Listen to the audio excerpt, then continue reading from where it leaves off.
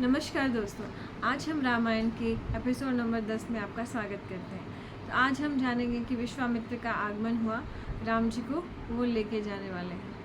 तो चलिए शुरू करते हैं। एक दिन महाराज दशरथ अपने उपाध्याय और मंत्रियों के साथ कुछ राज्य संबंधी चर्चा कर रहे थे। वे परामर्श कर ही रहे थे कि इसी बीच में महातेजस्वी महामुनि विश्वामित्र जी वहाँ पधारे। अब वो महातेजस्वी है, महामुनि है, कैसे हैं वो हम आगे जानेंगे। महाराज से मिलने की अभिलाषा से वे द्वारपाल से बोले कि तुम शीघ्र जाकर महाराज को सूचना दो कि गाधी पुत्र विश्वामित्र आए हैं।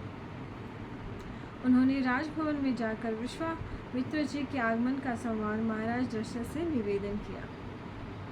द्वारपालों से विश्वामित्र का आगमन सुन दशरथ जी प्रसन्न हो और वशिष्ठ जी को साथ ले विश्वामित्र जी से मिलने के लिए उसी प्रकार चले जिस प्रकार इंद्र ब्रह्मा जी से मिलने जाते हैं।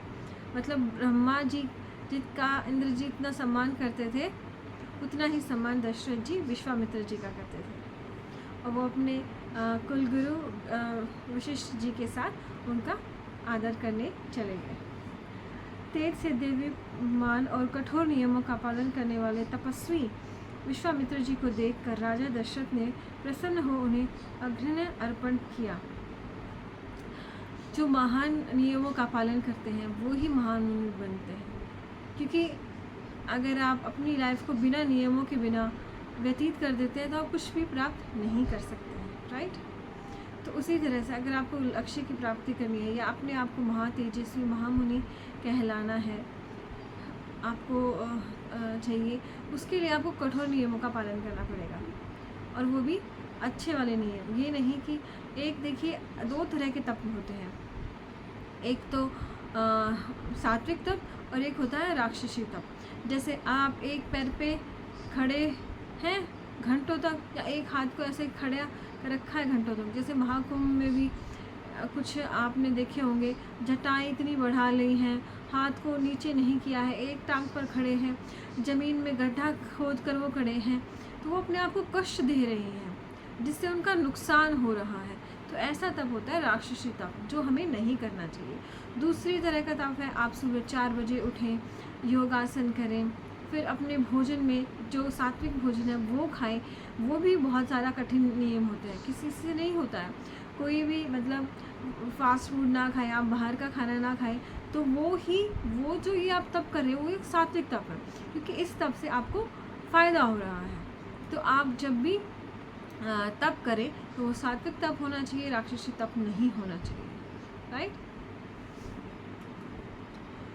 विश्वामित्र जी ने शास्त्रोक्त विधि से राजा के अर्घ्य को ग्रहण कर उनका कुशल मंगल पूछा।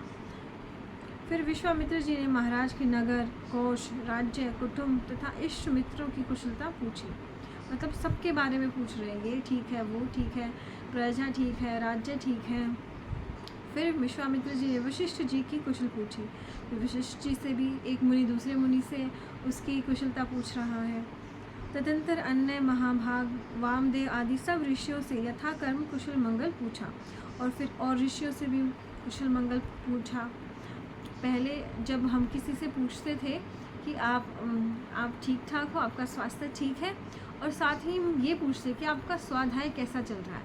मतलब जो आपकी आध्यात्मिक उन्नति है उसके लिए आप शास्त्रों का और वेदों का, आप दर्शनों का आप अध्ययन कर रहे हैं या नहीं। तो ये क्वेश्चन साथ में होता था कि आप ठीक हैं, आपका स्वास्थ्य ठीक है, और आपका स्वाध्याय कैसा चल रहा है। मतलब आपकी आध्यात्मिक उन्नति के लिए आपका प्रैक्टिस चल रही है, आप अच्छे विचार सुन रहे हैं या नहीं। लेकिन आजकल कोई नहीं पूछता, आज बस खाओ पियो मौज करो, यही वाली चीज़ रह गई है। चलिए कोई बात नहीं। विश्वामित्र जी से संस्कृत वे सब प्रसन्न मन महाराज की सभा भवन में गए और यथोचित आसनों पर बैठ गए। हमारा स्थान क्या है ये हमें पता होना चाहिए, और उसी आसन में हमें ग्रहण करना चाहिए। जैसे अगर हम एक चारपाई पे बैठे हैं तो, और हमारे पेरेंट्स हमारे पास बैठे हैं, तो हमें उनके जाके सिरहाने नहीं बैठना चाहिए, उनके पैरों की तरफ बैठना चाहिए। तो वो ही हमारा अच्छा यथोचित आसन होगा। ये नहीं है कि वो बेड पे बैठे और उनके सिर के पास जाके आप बैठ जाओ, नहीं, उनके पैरों, उनके चरणों में हमें बैठना चाहिए। तब प्रसन्नचित्त एवं उदार राजा दशरथ महामुनि विश्वामित्र जी से बोले, हे महेश, आपके आगमन से मुझे वैसा ही हर्ष हुआ है जैसे कि अमृत के मिलने से। अमृत के मिलने से क्या होता है? सारा जो हमारा शरीर है वो स्वस्थ हो जाता है। सूखी खेती को वर्षा से जो चीज़ चाहिए वो मिल जाती है। पुत्रक को पुत्रक होने से, नष्ट हुई वस्तु के मिलने से, अब जो कि वस्तु नष्ट ही होगी वो कैसे मिल सकती है? जो सोचिए एक चमत्कार होगा।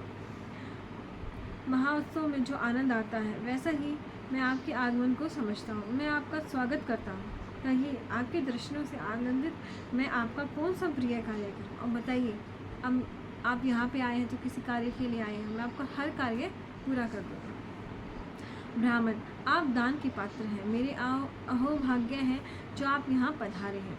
आपके आने आपने अपने शुभागमन से मुझे मान दिया है। आज मेरा जन्म सफल हो गया है और मेरा जीवन सुजीवन हो गया है। हम हमेशा किसी लक्ष्य के लिए जीते हैं और जब वो लक्ष्य हमें मिल जाता है तो हम बोलते हैं कि मेरा तो जीवन सफल हो गया। तो इतने महामुनि आए हैं आपके दरबार में राजा से मदद लेने, मतलब आपका राज्य ठीक है और आपके पास उतना बल है कि आप, उतनी शक्ति है कि आप किसी का कार्य संपन्न कर सकते हैं। अब आप बताइए, आप किस कार्य के लिए यहाँ पधारे हैं? मैं चाहता हूँ कि आपकी सेवा करके मैं अनुग्रहित हूँ। हे कौशिक, आप अपने कार्य के बारे में संदेह मत कीजिए। मैं आपके सब कार्य पूर्ण करूँगा क्योंकि आप मेरे पूज्य हैं। वैसे भी राम राज्य में यही था कि प्राण जाए पर वचन न जाए। अब राजा दशरथ ने वचन दे दिया है कि आपके मैं सारे काम करूँगा। तो आज के लिए इतना ही। अगले भाग में हम देखते हैं कि वो कैसे अपने वचन को निभाते हैं। आपका बहुत बहुत धन्यवाद।